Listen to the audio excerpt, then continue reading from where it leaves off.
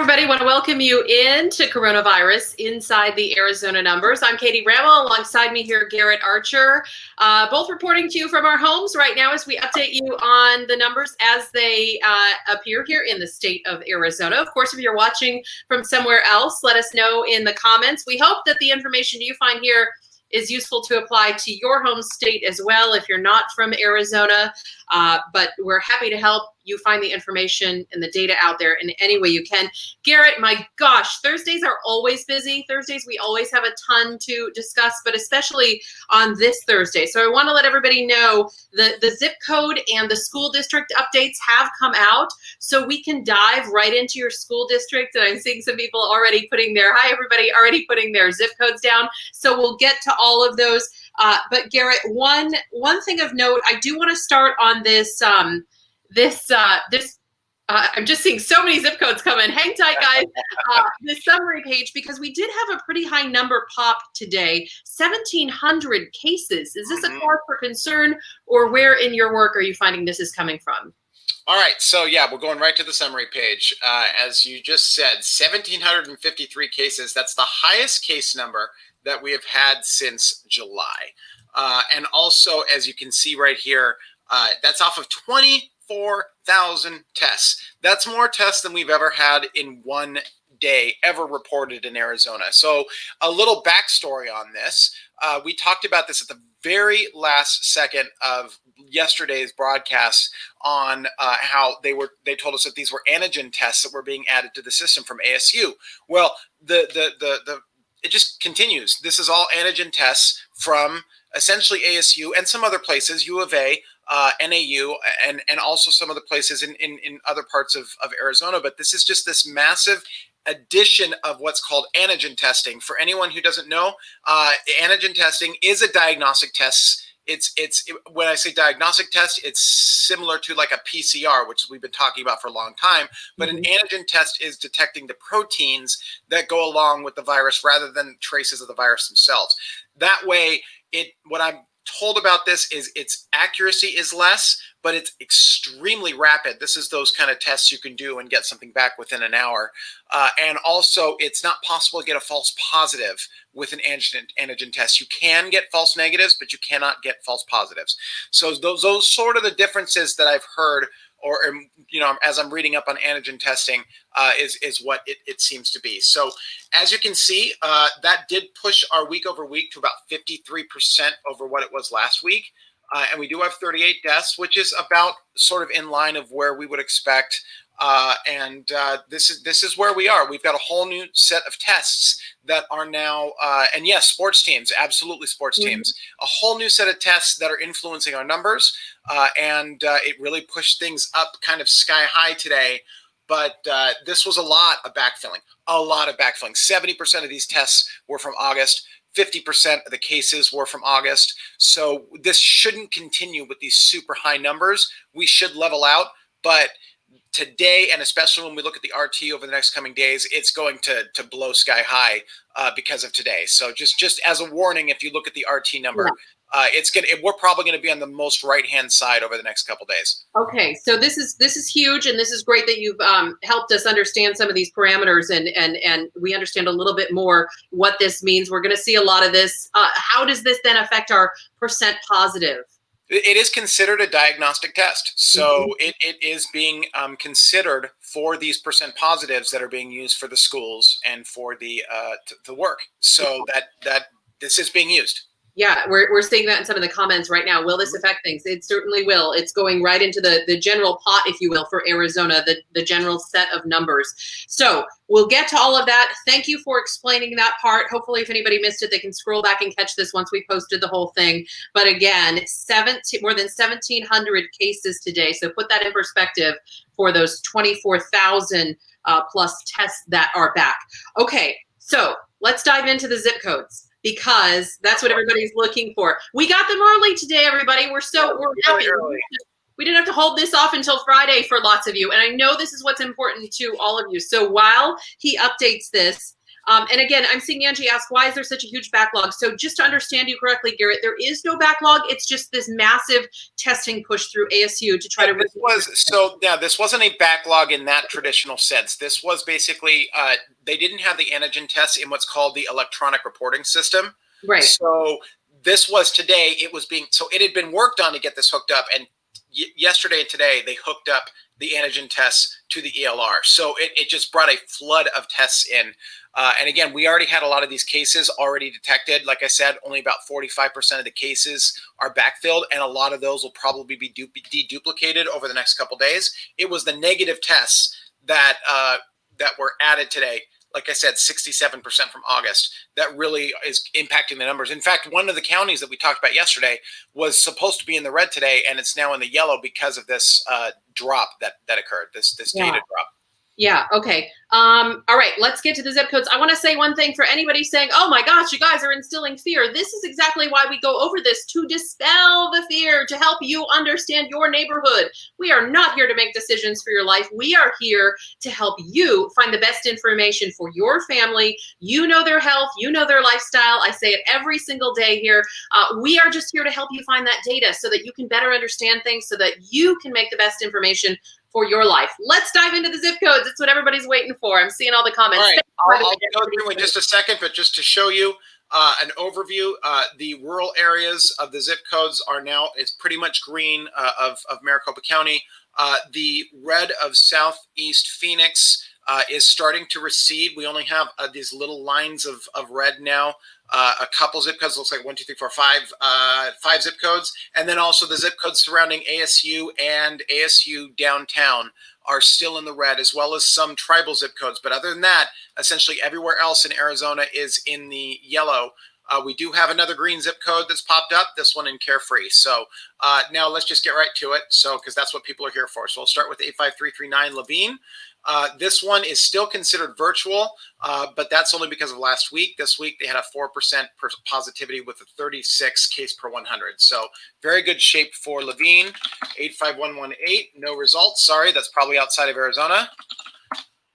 85353, again, this is a zip code, as you can see, that is next to one of these red zip codes, Lower Buckeye, and this is in the yellow, and it's pretty well in the yellow. It did have an increase of case per 100, but nothing that is alarming at this point. So, Crystal, you'll also want to check if you have kids in school. You'll also want to check the unified school district in your area and also the high school district, because that could represent some different numbers just based on how your particular school district there is shaped. So, one thing to check in addition to your zip code, especially if you're right next door to one that's a different color.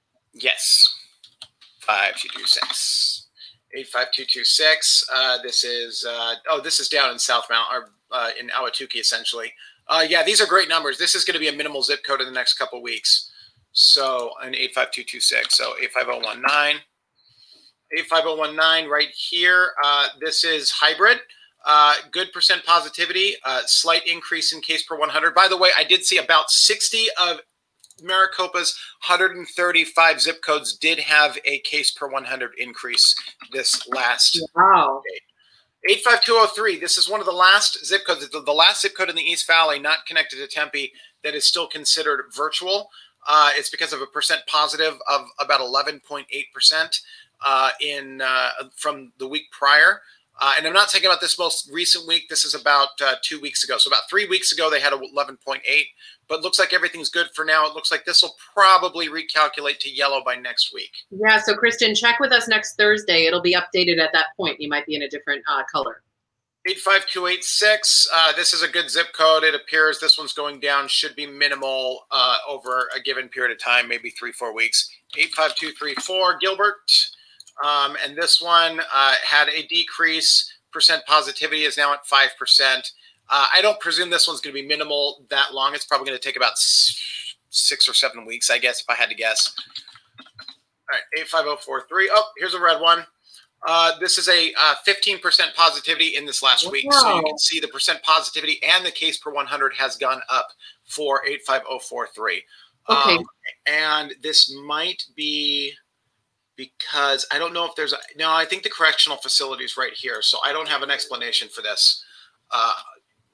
as to why this might be going up. Yeah, that it's staying so high. So they're recommending virtual learning for that particular zip code. 85297 is going to be green probably in the next 3 or 4 weeks. Right.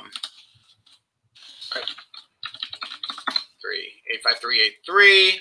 That is, which one is that? Is that, nope, 853. It's one of these up here. Is it this guy? Yeah, it's PRS. So this one, yeah, I mean, this one's also trending green. In fact, you can see the case per 100 hasn't changed. So 4 or 5 weeks or so, I don't know. But, you know, it's going in the right direction.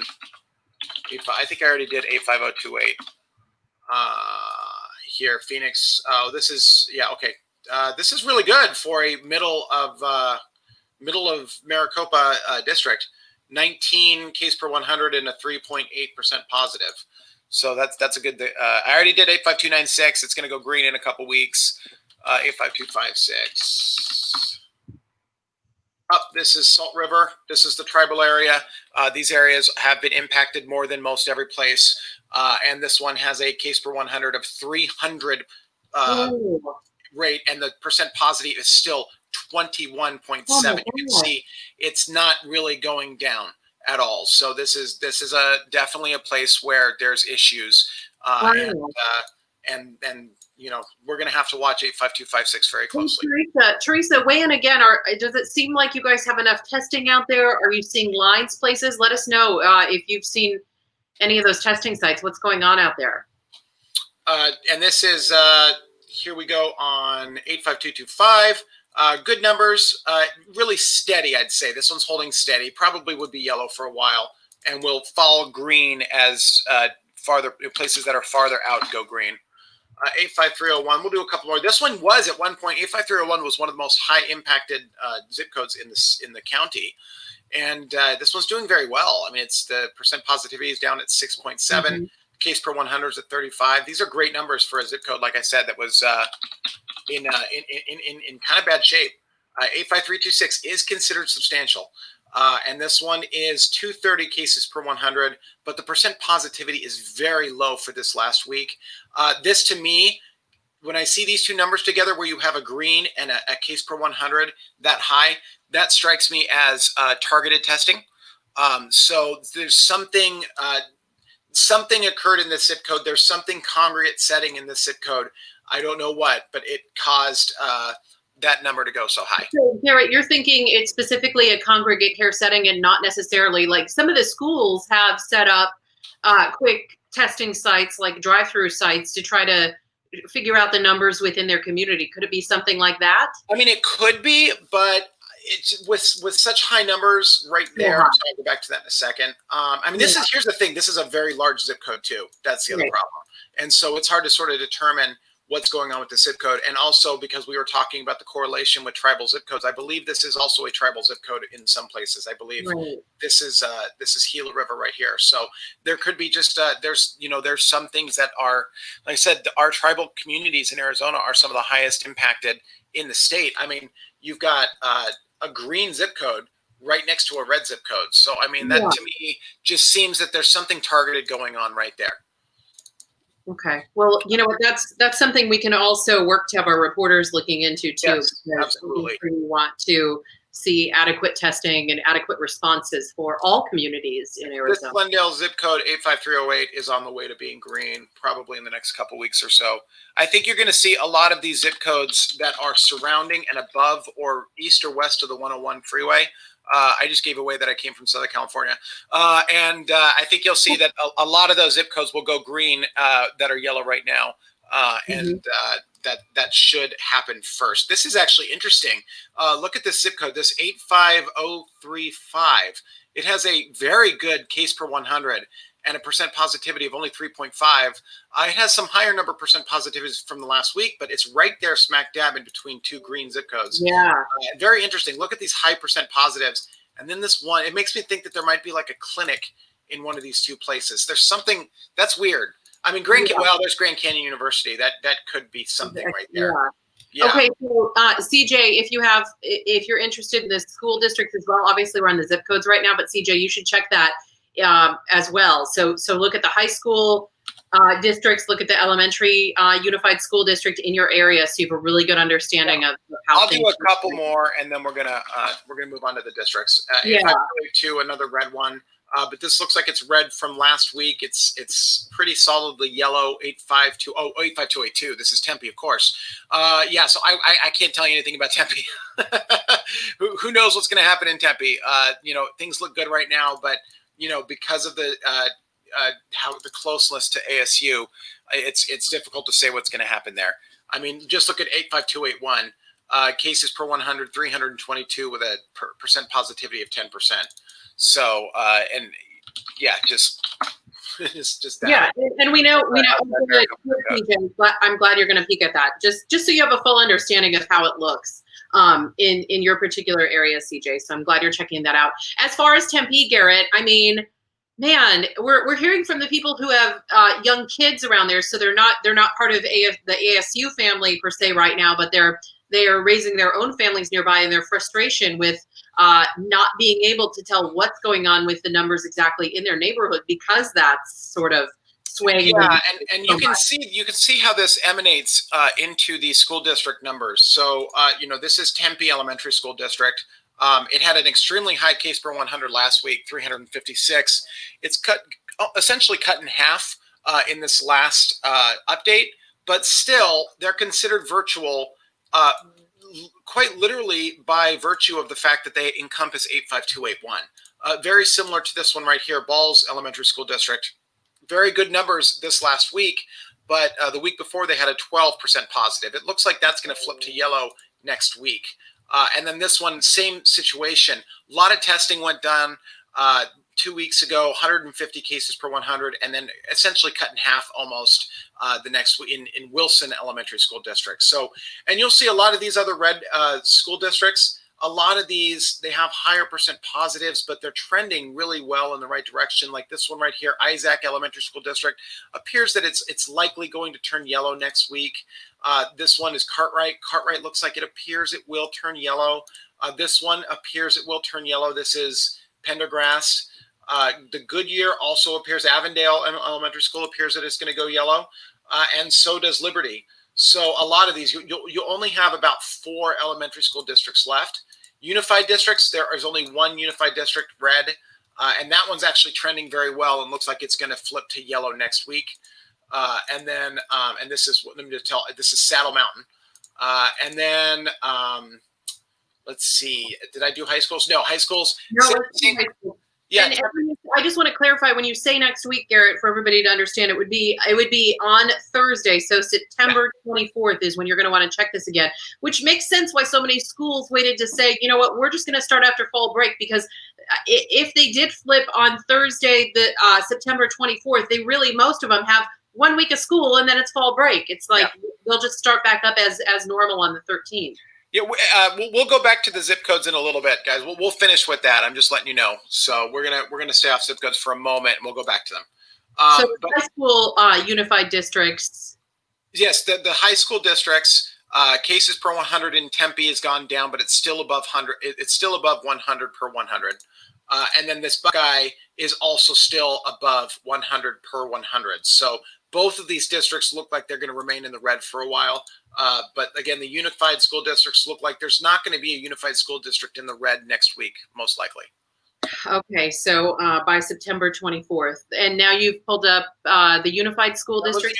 And I'm looking at the cities right now to see if there's any changes, and it doesn't appear to have any changes. Yeah. It appears that everything is sort of in the same place it was last week. Okay, so just to recap, that's Carefree in the red at the top. Carefree's in the red because of a bad report last week. And then Tempe, of course, and then Buckeye is also in the red. And it looks like it's been in the red for it was in the red from last week, if you recall, and it looks like it remains in the red because of a very high case per 100.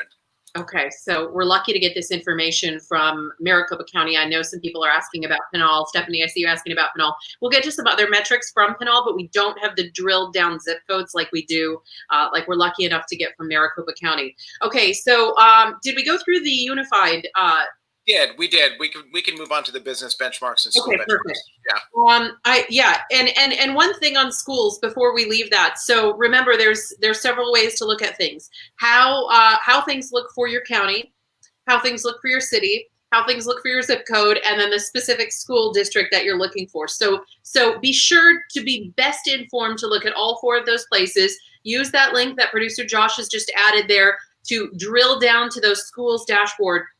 But they've changed the graphic, Garrett, when they put out for counties. So it used to just have red, yellow, green. That can be kind of confusing. Now it's saying specifically virtual, hybrid, or in-person learning. So it is crystal clear the state's recommendations based on how the counties look. And Greenlee, COVID-free, of course, it's moved to in-person.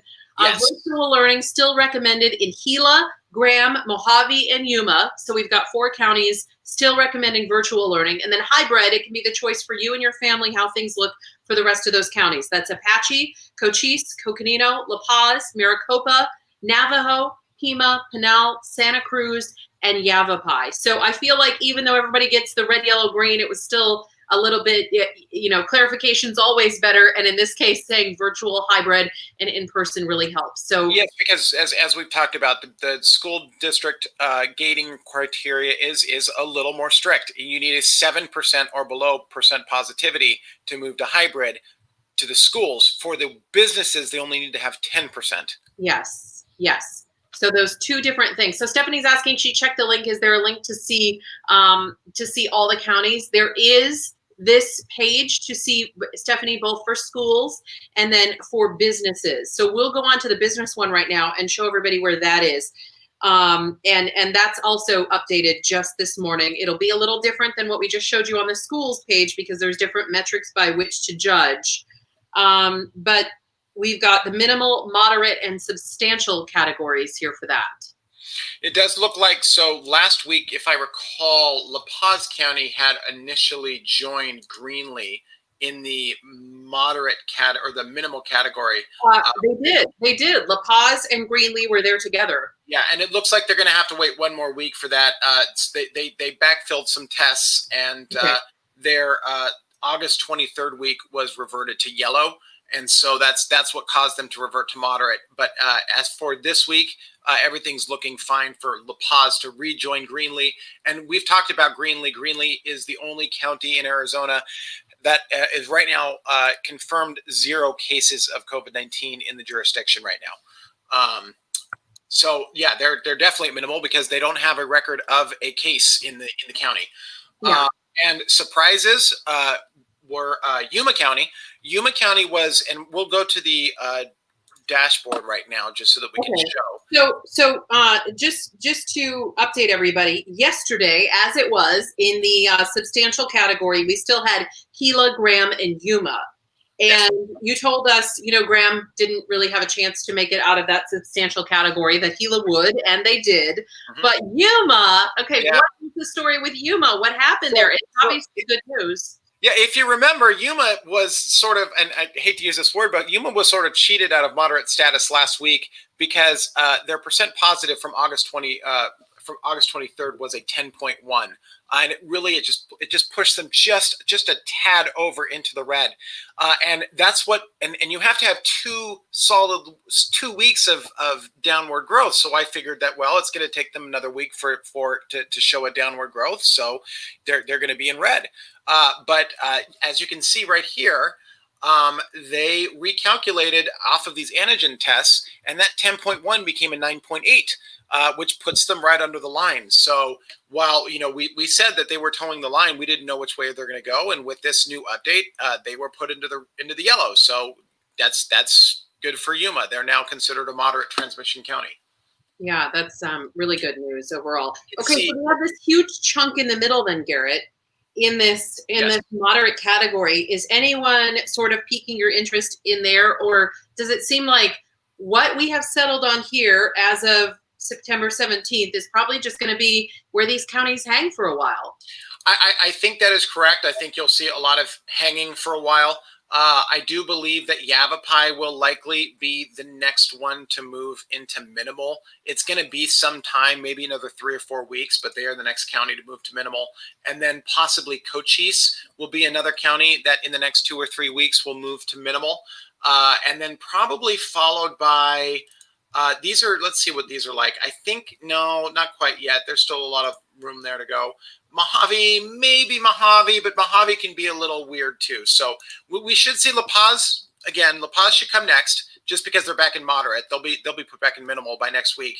And then, like I said, in the next several weeks after that, possibly Yavapai or Cochise will be put in a minimal. Okay, so we'll continue tracking that and continue giving you guys the inside scoop, the early scoop, if you will, on how things look as we see this come out. There are a lot of questions in the comments that I want to get to. First of all, Madonna, you're so welcome. She wrote, thank you for the helpful insights. We are so happy to help you. It's why we do this each and every day. So thank you, Madonna, for taking time with us. Christopher asked about the governor, if there was going to be a sighting today. There actually already was. He spoke earlier. Christoph, it was mostly about the census. There was not as much about COVID in this update, but pushing people to fill out their census. And by the way, fill out your census. Let's get this thing taken care of. I forget what we were on the list, like around 30th. I don't know, Garrett, did you? Yeah, we were lower than the mean. That's all I know. That's fill it out. We get money because of this thing. So. Yeah. So fill that out. The other question I'm seeing pop up a little bit more is, census and state funding, exactly. The difference between PCR and antigen, just to recap once again, because these tests are lumped together now. Just in the simplest terms, Garrett, the PCR test is basically looking for the virus itself, and the antigen test is looking for the proteins that come with that virus. So that's the easiest way to break that down. Kimberly's asking about Flagstaff, and we had seen some increasing numbers in Coconino. Can we update that for her as well as we update? And we get to some of your comments now. I know I'll go to the ADHS dashboard to show that, because it gives the most recent data, whereas the other ones that we're looking at, they're always a couple weeks behind. Perfect. So we'll look at the case counts for Coconino County. Let's see right as you're pulling that up, one other headline around the world, literally, we have just about passed 30 million cases of coronavirus worldwide. Of course, 6.6 million are here within the US, but 30 million worldwide is the number that we'll be passing. If we haven't passed it already, a little bit later, likely today. So Coconino, as you can see, has had a case increase. It's right here on this last week, September 6th. It's about double where it was for this for all of the rest of the time. That does double its per capita. It's right now, its per capita is just under 100, so it doesn't appear that it's going to switch into the red because of this growth. But we'll see what happens on September for this week, this September 13th. This is not a complete week. We've only had about 4 days of collection for this week. So, but even though this is looking pretty good at only 67 right now, so hopefully this is not going to match the 136. Hopefully it's going to stop growing at about maybe 80, and that's just being aggressive. Hope it might not grow that much more. And now, again, a lot of this is because of NAU testing. So, and we're seeing some increases in some places where we're having a minor bump now in some of the ASU and U of A zip codes, but it's always sort of a minor bump. So who knows at this point, but it does look like it's okay in Flagstaff right now. Okay, well, that's good news. And Andrea, thank you. Andrea is adding to the conversation that Coconino posts on their Facebook page daily as well. Yes. So great additional tip there, Andrea. I appreciate that. It's one other place that you all can look and get an update as well. So, and then Patty was just asking for the website for schools. So let's add that for Patty again. I want to make sure that link is working. Sometimes that school dashboard link is kind of strange to get to. But they do have all of that information there. It's only for Maricopa County, so you'll find that there. And Brant writes, thank you for the information. Brant, thanks for joining us. You're so welcome. We just want to get this information out to you guys the easiest way, and this has just been the easiest venue for it. All right, Garrett, I want to have time to go back to the zip codes, so let's highlight some of the other things to get to. The R0 number was at 0.94 today. And we should watch this over the next couple of days because it's going to fluctuate a lot. It's gonna bump.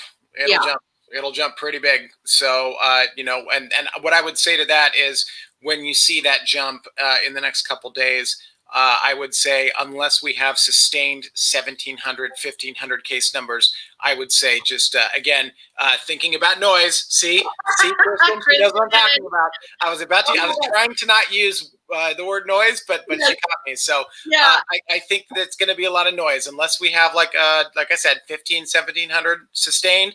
I wouldn't be too concerned about the RT over the next couple days. I would almost ignore it. Okay. So it's just going to have too many anomalies bouncing around too much to really even look at. I love when we've been doing this so long that we now have established inside jokes with those who watch us every single day. And it's not an inside joke; it's for everybody. But yesterday we were giving Garrett a hard time about a data word that is overused in the industry. So I love it. Let's see. Kimberly writes, thank you, I'm in Mesa, but I know it had started to spike. She's talking about coconino in the question before. I really appreciate the information. We appreciate you being here, and we love being able to update you on this, Kimberly. So you're welcome. Okay, so let's talk about hospitals. You told us to watch the ERs. How were the visits today? And then we'll get back to the zip codes. I mean, so far, today wasn't too bad. We are seeing increases in inpatient hospitalizations for about 4 straight days, about 18% increase in a 4-day period, which is interesting. I think that must be attributable to I hate to say it, this is a guess, it's speculation, but it must be attributable to something that may have occurred over Labor Day weekend. While it looks like we don't have a large case increase from it, it does appear we may have some hospitalizations from it because we're at about the lagging time that if we were talking about Labor Day, we would start to see some hospitalizations from that time period, which, I mean, look, if this is the case, if we're seeing this and it's just a minor bump, obviously we're thinking about the people that were hospitalized, but still it's sort of a minor bump, which is a good thing. We didn't want to see this thing spike and explode, and we haven't seen any explosions yet.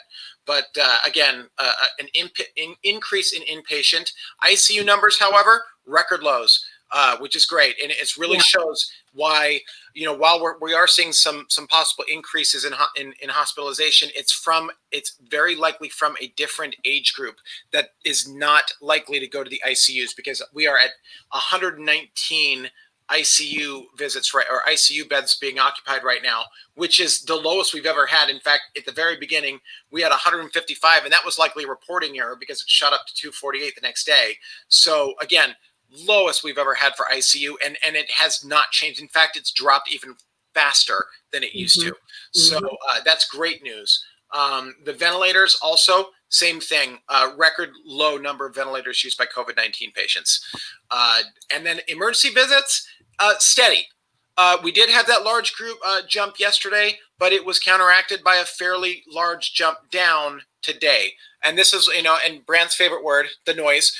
This is why this graph is a bit noisy. But again, it was that yesterday's jump was followed by a decrease today that was pretty good. So, just keep watching it. But aside from now, it looks like our emergency room visits are steady. And then, of course, intubations just continue to go down. It's a bouncy graph. Yeah. Okay. One other thing. You know what? We're getting an update from ASU. So ASU has just sent over some information regarding that increase in numbers that we've been talking about. I want to read the quote directly to you.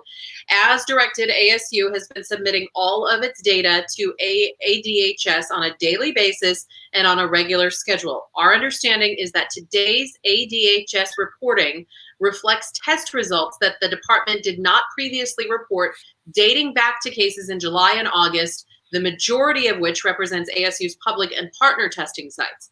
Based on the demographics of the cases reported as positive, it reflects a geography and age distribution representative of the entire county.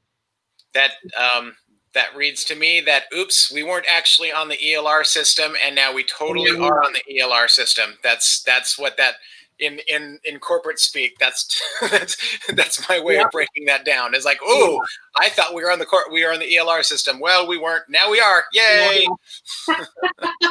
Okay, so they go on to say, based on demographics, if the case is reported as positive, it reflects a geography and age distribution representative of the entire county, not ASU students or employees. So, end quote. Sent over by them. Wanted to get you all updated. See, we even have breaking news here on our Facebook Live. Okay, one other thing, Garrett, and then I promise we will go back to these zip codes. Was really definitely ASU, our bad. that updated us on the numbers, Stephen. ASU, our bad. You guys are funny. Okay, the numbers that we're getting in, we got some numbers on total mortality for the state. Oh, yes. So update that before we get back to the zip codes. That's the one other headline I wanted to cover here today. Let me go to a graph that a friend of mine on Twitter put out on this because it illustrates it a lot better than me talking through it. So this graph is what we're talking about. So the ADHS just put out its statistics, its death statistics for August. Okay. And what we saw is August deaths came to about 6,385 for 2020. That is a sizable increase from where it was in 2019, which was a little under 5,000. It was about a 32% increase all in now. When you total up everything, we've had about 9,000 additional deaths in Arizona. 9,900 additional deaths in 9,000. I'm sorry. It's 9,000 additional deaths in Arizona. Say that all again for us. So yes.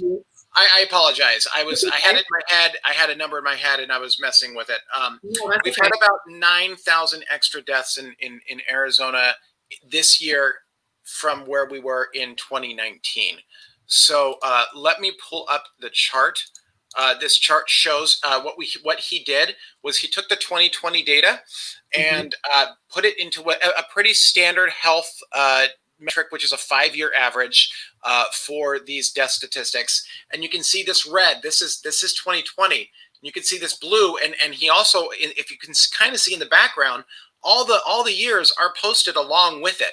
So you can see there are some years that have slightly high increases, some are lower, but they all sort of track with each other. And our year is absolutely the anomaly. It goes up to 81, 82 when it's supposed to be 4,800, and then 63.85 when it should be about 47.85. So we've had, and again, this is not, we can attribute most of this to COVID, but we don't know yet. These are just provisional death statistics with no cause of death added yet. They don't do the cause of death report until the end of the year. So all we know is that this is the excess, essentially the excess deaths in Arizona that we've had so far this year, about 9,000.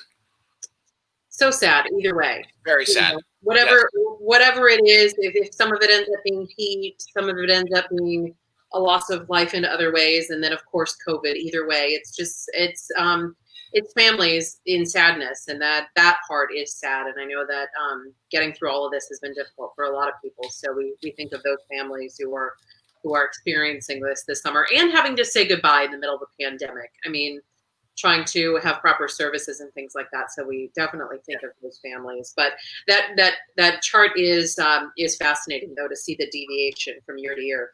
YV was asking about current cases. Can you answer? I'm not sure if him or her, I couldn't see the picture there, but YV is asking, Garrett, can you give your idea of the current cases that are infectious? So what he's asking is, when we have 211,000 cases here in Arizona, Garrett, as at your best estimate, what could you say is current cases based on how far back those people were diagnosed? Obviously, there's anomalies like long haulers and things like that we can only sort of figure in.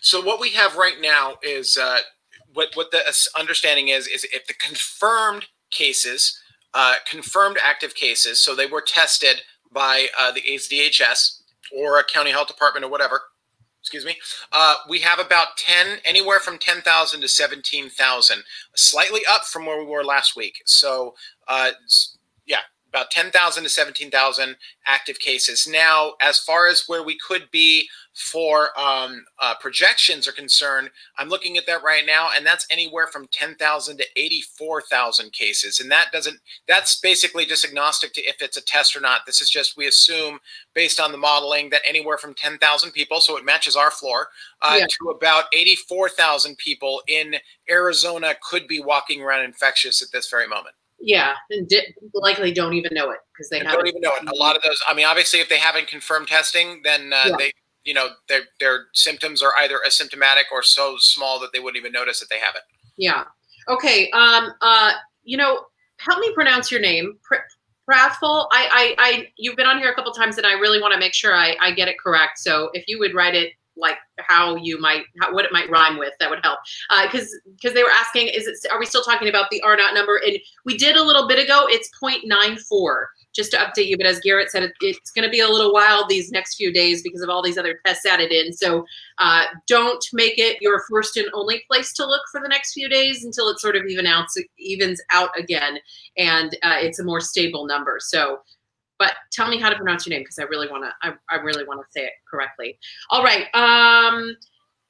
Well, I'm ready to end in zip codes. Ready to go for zip codes. Okay, we have a matter of zip codes. I looked for Debbie and Stephanie. I tried your zip codes, but they're not Maricopa County, so I don't have them. Oh, man.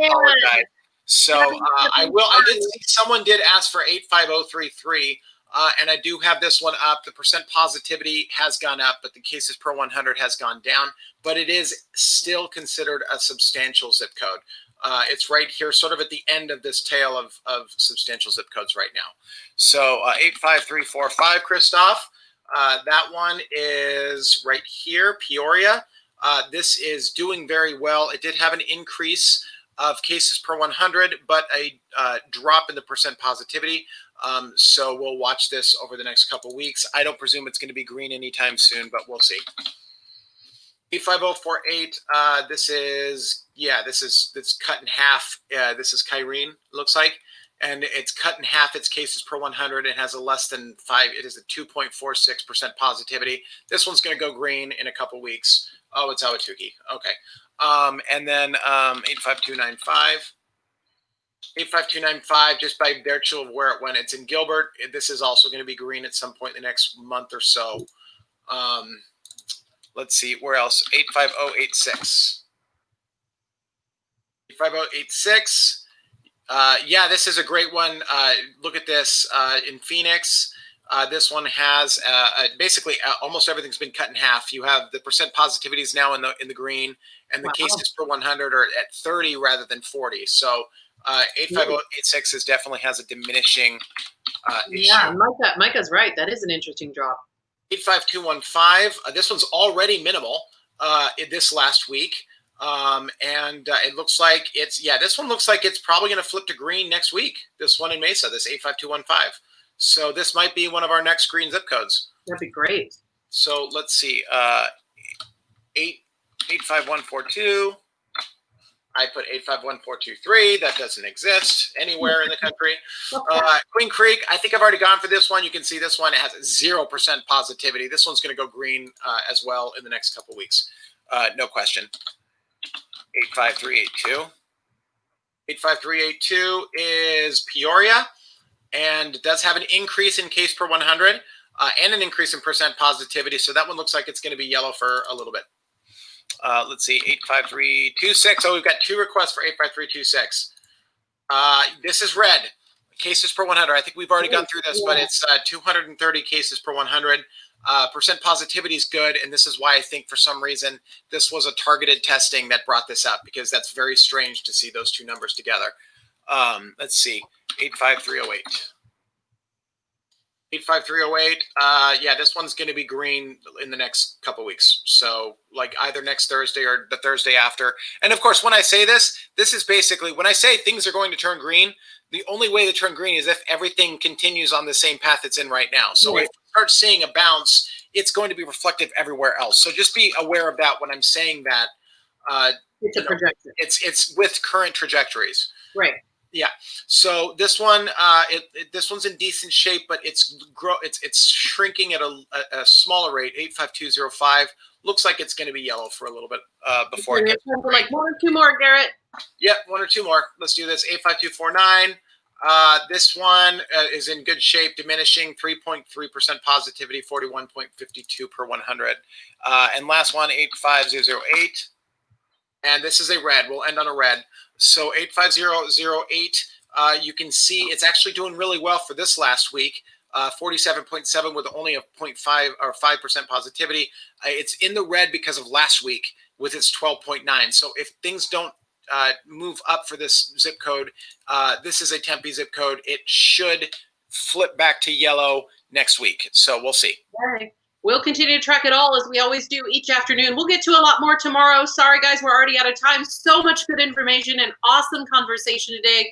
Thank you all for being here. We'll get to more of the numbers as we always do tomorrow, same time, same place. It's a Friday tomorrow, isn't it? It is. I think. Okay. We're there for a second.